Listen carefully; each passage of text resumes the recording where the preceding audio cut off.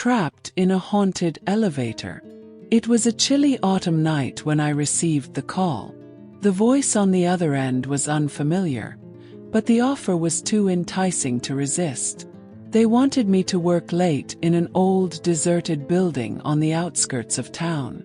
The pay was substantial and I needed the money, so I agreed without hesitation. As I arrived at the building, a sense of unease settled over me. The structure loomed above, its windows like empty eyes staring back. I pushed aside my doubts and stepped inside. The lobby was dimly lit, with only a few flickering lights to guide me. I made my way to the elevator, my footsteps echoing off the walls. I stepped into the elevator and pressed the button for the top floor. The doors closed with a metallic clang, and the elevator began its ascent. Suddenly, the lights flickered and then went out, plunging me into darkness. I was trapped, unable to move or see.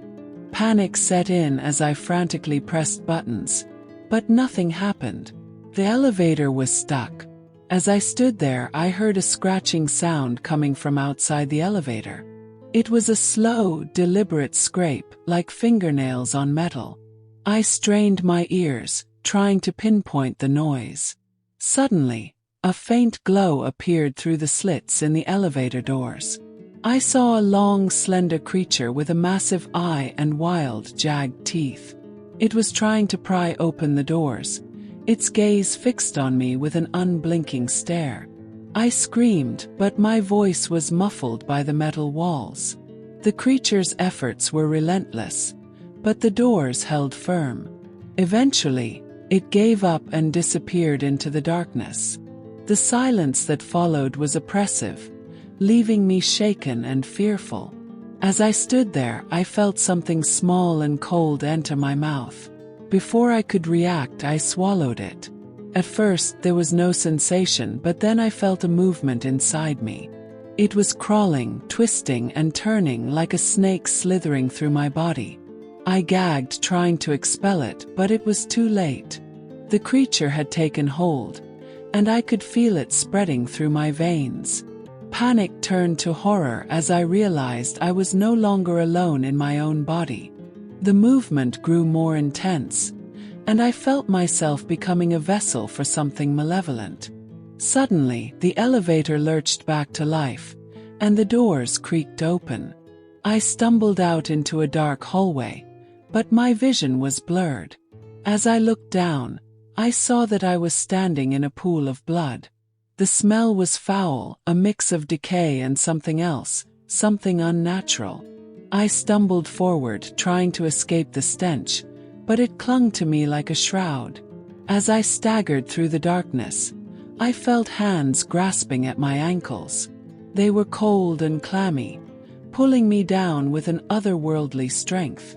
I tried to kick free, but they held tight. I was being dragged towards some unknown fate, unable to resist. In a desperate bid to escape, I managed to break free and run. The hands receded into the ground, leaving me gasping for breath. As I ran, the darkness began to clear, and I found myself in a familiar room. It was my childhood home, but it was different now.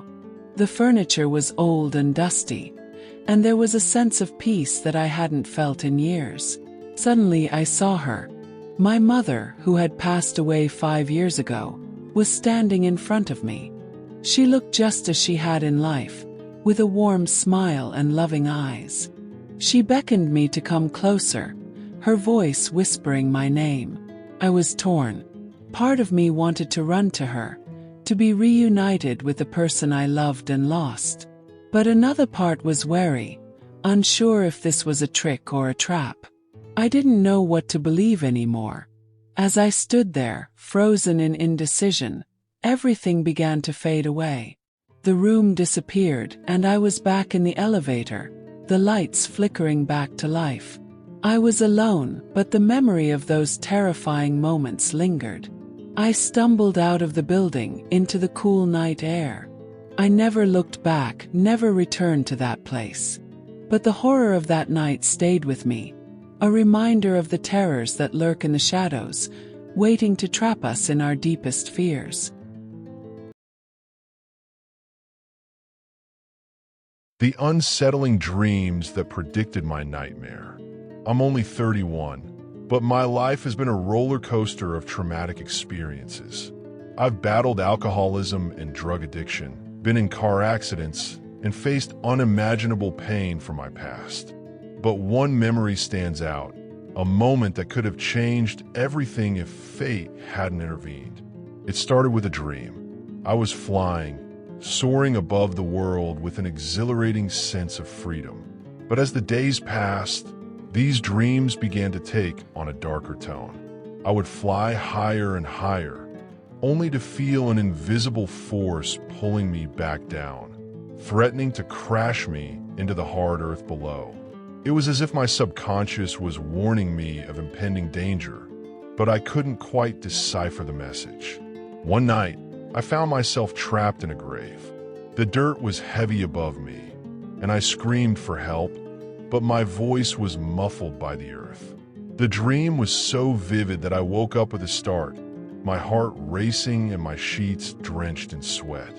It was then that I began to feel a sense of unease, as if something was closing in on me. In another dream, I was drawing in a well. The walls were made of cold, damp stone, and the air was thick with the smell of mold. I called out for help, but my voice echoed back to me, unanswered. I drew pictures on the walls, hoping someone would see them and come my rescue. But as I drew, the lines began to blur and fade, leaving me with nothing but darkness. The dream was unsettling, and I couldn't shake the feeling that I was being watched. One night, I fell into a sea of darkness. There was no ground beneath me, no light to guide me. I plummeted downwards, my stomach lurching with each passing moment. I reached out for something, anything, to grab onto, but there was nothing. The darkness was absolute, and I felt utterly alone. Just as I thought all was lost, I woke up with a jolt, my heart pounding in my chest. It was then that I realized these dreams were not just random fantasies. They were warnings, predictions of a nightmare that was yet to come. I began to dream that I was waking up, only to find myself trapped in a world that was not my own. Everything seemed distorted, as if I was looking through a funhouse mirror. People around me spoke in hushed tones, their words incomprehensible. I tried to move, but my body felt heavy, unresponsive. I was convinced that I was going insane, that my dreams had finally consumed me. But as I looked around, I saw glimpses of my past, memories that I had long suppressed.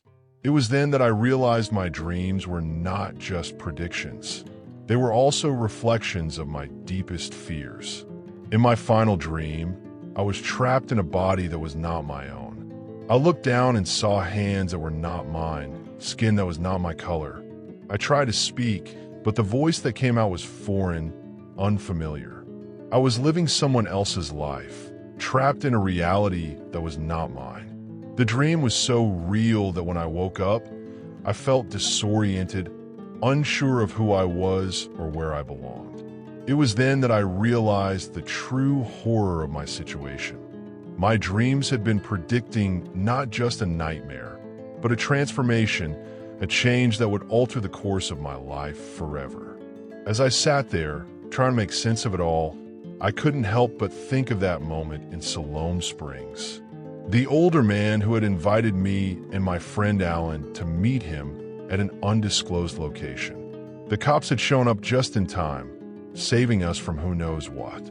It was a close call, a moment that could have changed everything. But now, as I faced these unsettling dreams, I felt helpless, unsure of what to do or where to turn. The dreams were becoming more real, more vivid, and I was trapped in a chain of nightmares that seemed to have no end.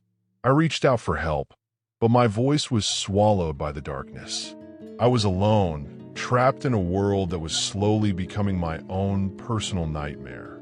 And as I stood there, frozen in fear, I realized that the dreams were not just predictions.